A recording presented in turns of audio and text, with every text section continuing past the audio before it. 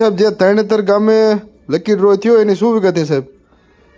અત્રેના ચોટીલા સબ division હેઠળના થાનગઢ તાલુકાના તરણેતર ગામે 2 દિવસ અગાઉ 6 ઈસમોએ લકી ડ્રોનું આયોજન કરવામાં આવેલું હતું.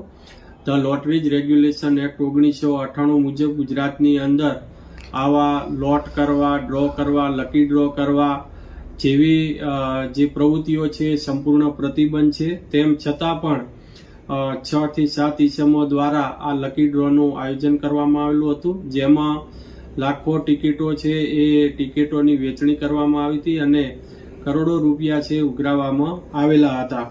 જેથી જે લકી ડ્રોનું જે આયોજન કરવામાં આવેલું હતું ત્યાં ખૂબ જ મોટા પ્રમાણની અંદર લોકોના ટોળા ભેગા થયેલા હતા અને લકી ડ્રો ન થઈ શકવાના કારણે ત્યાં અફડાતફડી મચી ગઈ હતી અને જેના લીધે કાયદો અને વ્યવસ્થા જાળવવામાં તેમજ સુલેહ શાંતિમાં ભંગ તેમજ ખલેલ પહોંચાડવામાં આવેલો હતો.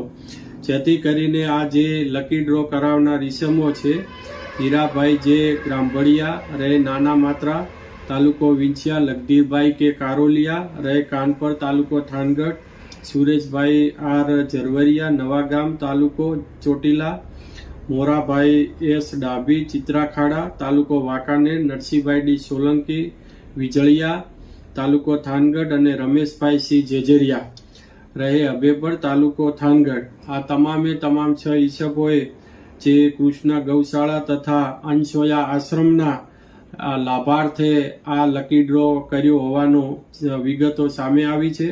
જેથી આ તમામે તમામ ઈસમોએ lottery regulation act 1998, the prize chits and money circulation banning act 1977 તેમજ ભારતીય નાગરિક સુરક્ષા સંહિતા ની કલમ 126 મુજબના ગેરકાયદેસર કૃત્યો કરેલા હોય ભવિષ્યમાં આવી કોઈ પણ આ હુકુમતની અંદર આ વિસ્તારની અંદર કોઈ આવી પ્રવૃત્તિઓ ન કરે જે અટકાવવું ખૂબ જ જરૂરી હોય.